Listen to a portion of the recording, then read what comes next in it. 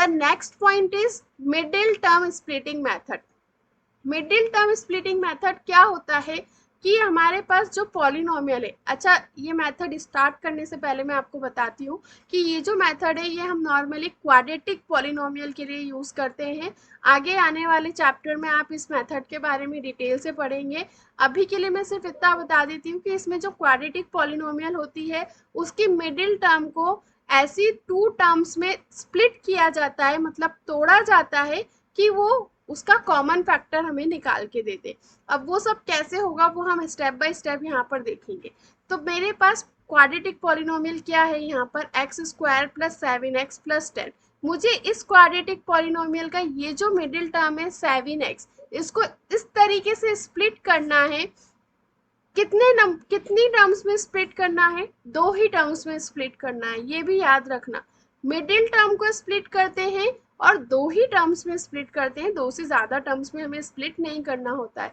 तो 7 को आपको इस तरीके से दो नंबर में डिवाइड करना है या स्प्लिट करना है कि उन दो नंबर्स का मल्टीप्लीकेशन किसके बराबर आना चाहिए, 10 के बराबर आना चाहिए, और उन्हीं दो नंबर्स का प्लस या फिर माइनस किसके बराबर आना चाहिए, 7 के बराबर आना चाहिए।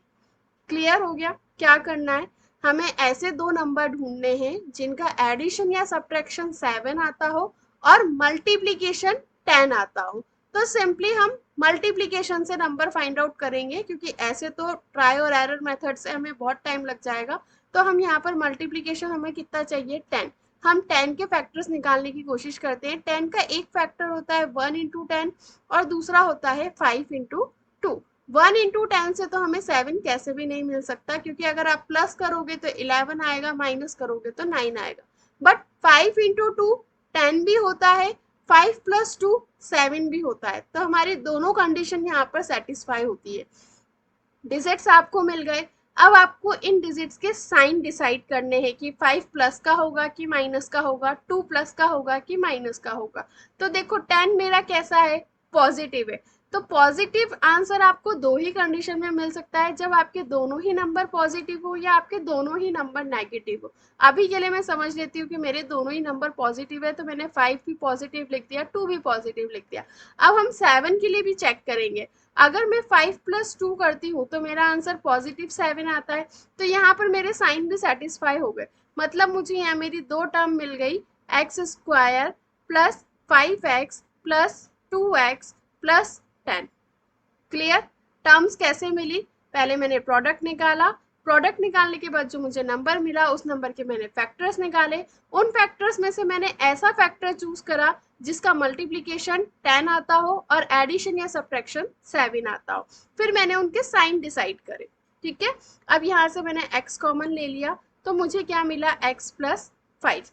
इन दोनों में से आप प्लस 2 कॉमन ले लो यहाँ पर इसमें से, तो आपको मिलेगा अगेन x प्लस 5। अगेन इस टर्म और इस टर्म में से, क्योंकि मैंने आपको बोला था कि टर्म्स जो है वो सिर्फ प्लस और माइनस के साइन से ही सेपरेट होती है, मल्टीप्लीकेशन का साइन टर्म्स को सेपरेट नहीं करता है।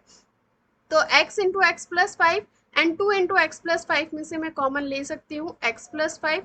तो मेरे पास अंदर क्या बचा, यहाँ पर x और इस साइड से 2। तो x प्लस 5 और x प्लस 2 ये क्या हो गए, मेरे इस क्वाड्रेटिक पॉलिनोमियल के फैक्टर्स हो गए। यहाँ से आपको इसके जीरोस मिल सकते हैं, x is equals to -5 and x is equals to -2। Sign change हो जाता है। अगर आपको फैक्टर x प्लस 5 मिल रहा है क्वाड्रेटिक पॉलिनोमियल का, तो उसका जीरो हो जाएगा x इक्वल्स टू -5, प्लस 5 का -5 हो जाएगा, साइन चेंज हो जाता है। तो ये क्वाड्रेटिक पॉलिनोमियल थी, इसके मुझे दो जीरोस यहाँ पर मिल गए by the method of splitting method, splitting term method. Okay, clear.